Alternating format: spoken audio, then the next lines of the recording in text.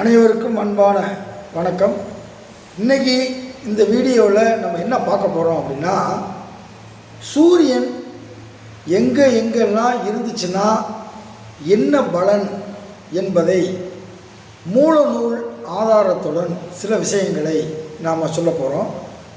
அதாவது கும்ப லக்கணத்து பிறந்த ஆணோ பெண்ணோ, கும்ப லக்கணத்தில் பிறந்தவர்களுக்கு 7ஆம் இடத்தில் சூரியன் ஆட்சி பெறக்கூடாது. அப்படி ஆட்சி பெற்றால் என்ன ஆகும் என்றால், திருமணத்திற்கு பிறகு சூரிய திசை அல்லது சூரிய புத்தி அல்லது சூரியனுடைய சாரத்தை வாங்கிய கிரகத்தினுடைய திசா புத்திகள் நடைமுறை ஆகும்போது அவர்களுக்கு 2 தாரங்கள் அமையும் என்று ஜாதக சிந்தாமணி என்ற ஒரு நூலிலே இந்த குறிப்பு இருக்கிறது.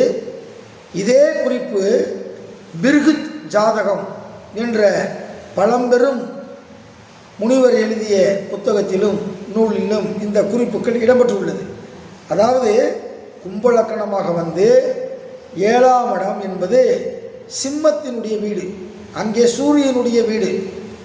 அந்த வீட்டில் சூரியன் 7ஆம் இடத்தில் ஆட்சி பெற்று அமர்ந்திருந்தால் 2 தார யோகத்தை கட்டாயம் தரும் என்று மங்களீஸ்வரியம் என்ற ஒரு புத்தகமும் இதை கூறுகிறது.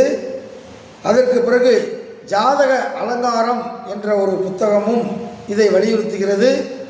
அதற்கு பிறகு பிருகுத் ஜாதகம் என்ற ஒரு நூலும் இதனுடைய கருத்துக்களை வலியுறுத்துகிறது.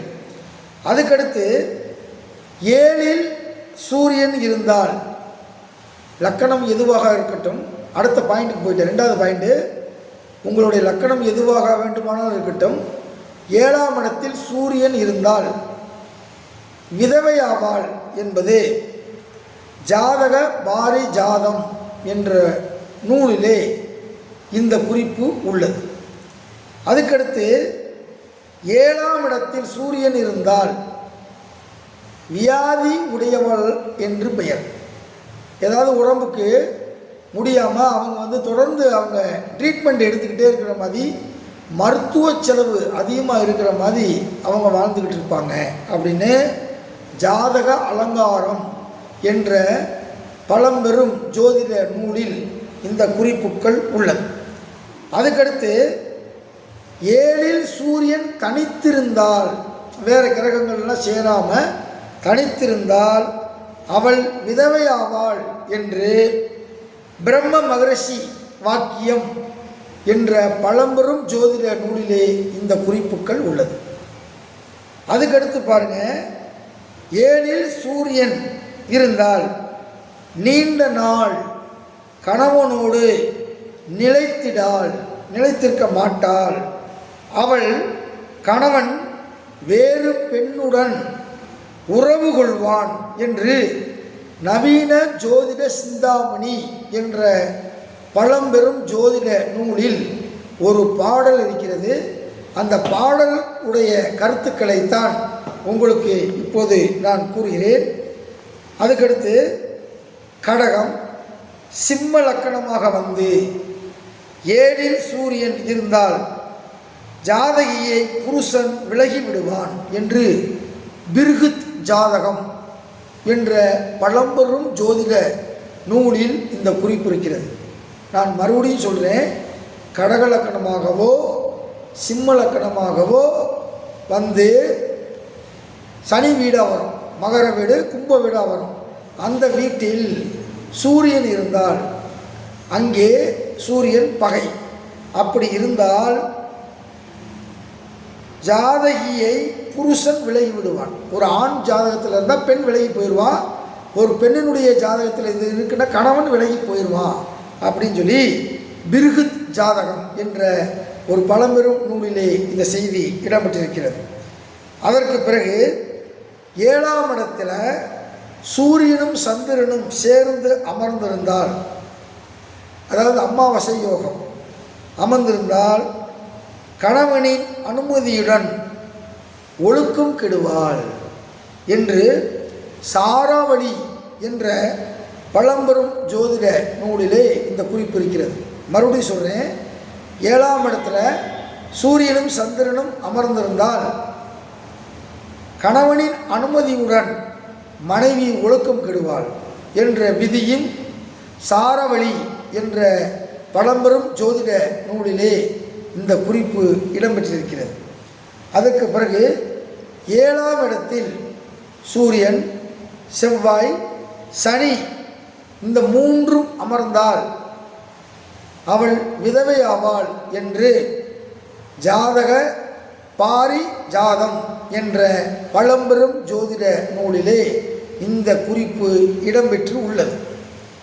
அதுக்கடுத்து பாருங்க, 7ஆம் இடத்தில் சூரியன் பாவர்கள் சேர்ந்தாலும் அந்த 7ஆம் இடத்தை பாவர்கள் பார்த்தாலும் அன்பில்லாத கணவனை பெற்று இகழ்ந்திடுவாள் என்று ஜாதக அலங்காரம் என்ற ஒரு பழம்பெரும் ஜோதிட நூலிலே இந்த கருத்து இடம்பெற்றிருக்கிறது. மகர லக்கணம் 7இல் சூரியன் செவ்வாய் இருந்தால், மகர லக்கணத்துக்கு 7ஆம் இடத்துல சூரியனும் செவ்வாயும் இருந்தால் வாலிபத்தில் விதவையாக மாறுவாள், இளம் அமங்கல யோகம் என்று ஜாதக அலங்காரம் என்ற ஒரு புத்தகத்திலே நூலிலே இந்த குறிப்புகள் இடம்பெற்று உள்ளது.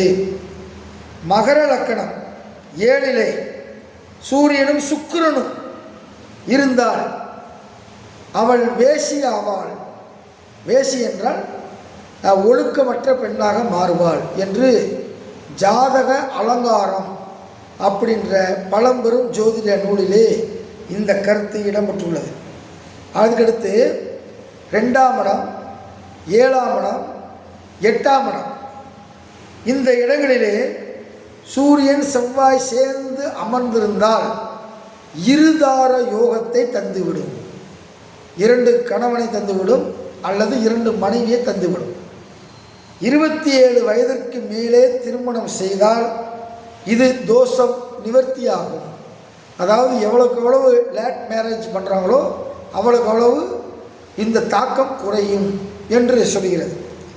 அதுக்கடுத்து பாருங்கள், 7ஆம் இடத்துல சூரியனும் செவ்வாயும் சேர்ந்து அமர்ந்திருந்தால் கணவனுடைய ஜாதகத்தில் சூரியனும் செவ்வாயும் 7ஆம் இடத்துல சேர்ந்து அமர்ந்திருந்தால் மனைவிக்கு தோஷம், குழந்தை பாக்கியம் இருக்காது என்று ஜம்பு நாதியம் அப்படின்ற பழம்பெரும் ஜோதிட நூலிலே இந்த குறிப்பு இடம்பெற்றிருக்கிறது. அதுக்கடுத்து 7ஆம் இடத்துல சூரியனும் செவ்வாயும் சேர்ந்து அமர்ந்திருந்தால் அம்மை நோய் ஏற்படும், நெருப்பால் ஆபத்து ஏற்படும் என்று ஜாதக பாரி ஜாதகம் என்ற நூலிலே இந்த செய்தி இடம்பெற்றிருக்கிறது. அதே பாருங்க, 7ஆம் இடத்துல சூரியனும் செவ்வாயும் சேர்ந்து அமர்ந்திருந்தால் கண் பழுதாகி போகிவிடும் என்று ஆதி ஜாதக ரகசியம் அப்படின்ற நூலில் குறிப்பிட்டிருக்கு. அப்போ 7ஆம் இடத்துல சூரியனும் செவ்வாயும் சேர்ந்திருந்தால் 3 மூல நூல்களிலே 3 விதமான கருத்துக்கள் இடம்பெற்றிருக்கிறது. ஒன்று, மனைவிக்கு தோஷம், ஜம்பு நாதிசியம். அதுக்கடுத்து அம்மை நோய் ஏற்படும், நெருப்பால் ஆபத்து ஏற்படும் என்று ஜாதக பாரி ஜாதம் என்ற நூலிலே இருக்கிறது. அதற்கு பிறகு ஆதி ஜாதக ரகசியம் என்ற பழமையான ஜோதிட நூலிலே சூரியனும் செவ்வாயும் இருந்திருந்தால் கண் பழுதாகி போய்விடும் என்ற குறிப்புகள் இருக்கிறது. இந்த வீடியோ உங்களுக்கு பிடிச்சிருந்துச்சுன்னா நீங்கள் தயவுசெய்து லைக் பண்ணுங்கள், ஷேர் பண்ணுங்கள், உங்களுடைய எண்ணங்களை கமெண்ட் பாக்ஸில் போடுங்க. ஹைப் அப்படின்ற ஒரு பட்டன் இருக்கும், அதில் பாயிண்ட்ஸ் கொடுத்துருப்பாங்க, பாயிண்ட் 1100 பாயிண்ட் 1200 பாயிண்ட் அப்படின்னு சொல்லி அதை நீங்கள் கிளிக் பண்ணிங்கன்னா இன்னும் நாங்கள் உங்களுக்கு தரமான ஜோதிடம் சார்ந்த பல உண்மையான விஷயங்களை, மூல நூல்களில் இருக்கக்கூடிய விஷயங்களை மட்டும் உங்களுக்கு நாங்கள் தெரிவிக்க விரும்புகிறோம் என்று சொல்லி வாய்ப்புக்கு நன்றி கூறி விடைபெறுகிறோம். நன்றி, வணக்கம்.